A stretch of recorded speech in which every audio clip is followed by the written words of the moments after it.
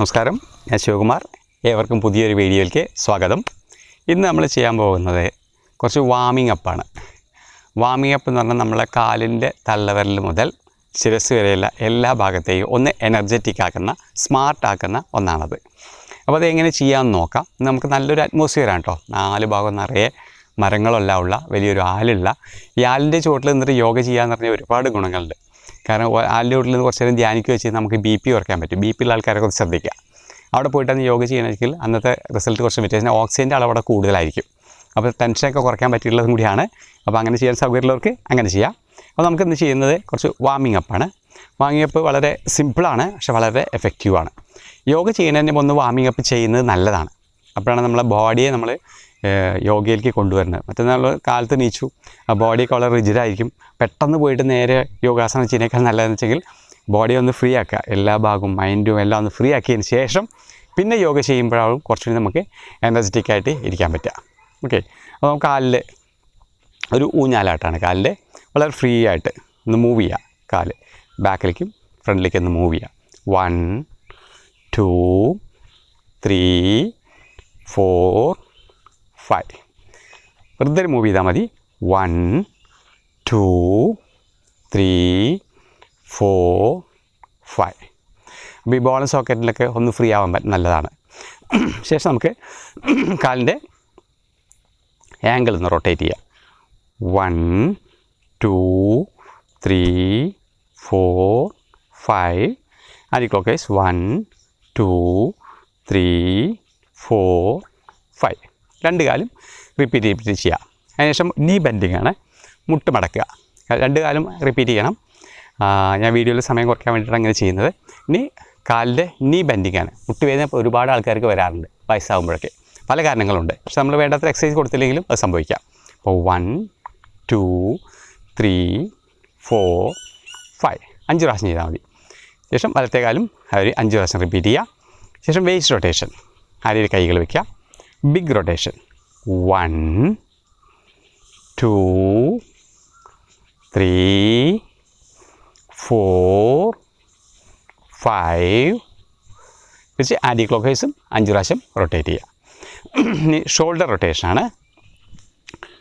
കൈമുട്ടുകൾ bend ചെയ്യുക. Big rotation 1 2 3 4 5 anticlockwise തിരിച്ചും 5 പ്രാവശ്യം റൊട്ടേറ്റ് ചെയ്യുക. പിന്നെ കൈകളൊന്ന് സ്ട്രെച്ച് ചെയ്യുക. സ്ട്രെച്ച് ചെയ്തിട്ട് മെല്ലെ ബെൻഡ് ചെയ്യുക.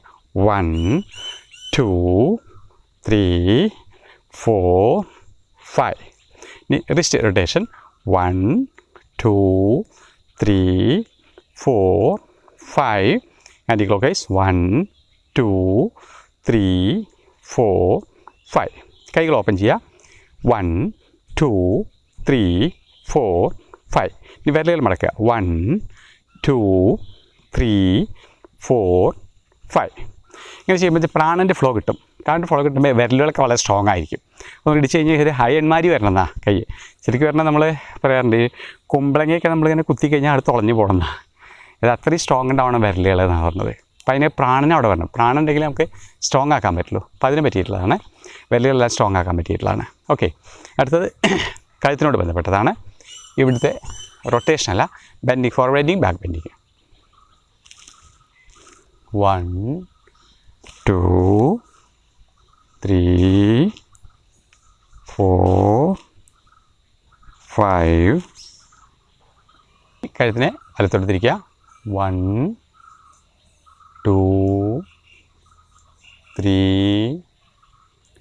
4 5 തിരിച്ചു കൊണ്ടുവരിക. ഇത്രയും ഒരു വാമിംഗ് അപ്പ് നമുക്ക് ബോഡിക്ക് ആദ്യം കൊടുക്കും. ഇനി ശരീരം ഫുള്ളായിട്ട് ഫ്രീ ആയിട്ട് വയ്ക്കുക. വളരെ ഫ്രീ ആവണം. എവിടെയും ഒരു ടെൻഷനൊന്നും ഉണ്ടാകാൻ പാടില്ല. ശരീരം എൻ്റയർ ബോഡി, കൈകളും അതെ വളരെ ഫ്രീ ആയിട്ട് നിൽക്കണം. അതിന് മെല്ലെ ബോഡി ടേൺ ചെയ്യുക ബാക്കിലേക്ക്. 1 2 3 4 5. സാവകാശം തിരിച്ചു വരിക. ഇനി കൈകളൊന്ന് ഷേക്ക് ചെയ്യുക, ഫുള്ളായിട്ട് ഷേക്ക് ചെയ്യുക. റിലാക്സ് ചെയ്യുക, കണ്ണുകളടയ്ക്കുക. ശരീരത്തിന് ശ്രദ്ധിക്കുക, മനസ്സിനെ ശ്രദ്ധിക്കുക, ശ്വാസത്തെ ശ്രദ്ധിക്കുക. ഇത്രയും വാങ്ങിയപ്പോൾ കഴിയുമ്പോഴേക്ക് തന്നെ നമ്മുടെ ശരീരത്തിന് ആകെ വ്യത്യാസങ്ങൾ വന്നിട്ടുണ്ടാവും. അതാണ് ഇതിൻ്റെ പവർ. ഇതൊരു യോഗിക് വാമിംഗ് അപ്പാണ്. ചെയ്യുന്നത് വളരെ നല്ലതാണ്. അതിന് ശേഷം നമ്മൾ ഫാറ്റ് കുറയ്ക്കാൻ വേണ്ടിയുള്ള ഒരു എക്സസൈസ് കൂടി ചെയ്ത് നമുക്ക് നിർത്താം. കൈകൾ ഇൻ്റർലോക്ക് ചെയ്യുക, ടേൺ ചെയ്യുക, സ്ട്രെച്ച് ചെയ്യുക. കാലുകൾ സ്വല്പം അകത്തി വയ്ക്കുക. ശ്വാസം എടുക്കുക. ശ്വാസം വിട്ടുകൊണ്ട് മെല്ലെ വലതുവശത്തേക്ക് ബെൻഡ് ചെയ്യുക. നമ്മളുടെ കപ്പാസിറ്റി അനുസരിച്ച് ബെൻഡ് ചെയ്താൽ മതി. ഇപ്പോൾ നമ്മളെ സൈഡിലെ ഫാറ്റിനെ ബേൺ ചെയ്യുകയാണ് ചെയ്യുന്നത്. ശ്വാസം എടുത്തുകൊണ്ട് തിരിച്ചു വരിക. വീണ്ടും ശ്വാസം എടുക്കുക. ശ്വാസം വിട്ടുകൊണ്ട് ഓപ്പോസിറ്റ് സൈഡിൽ ബെൻഡ് ചെയ്യുക.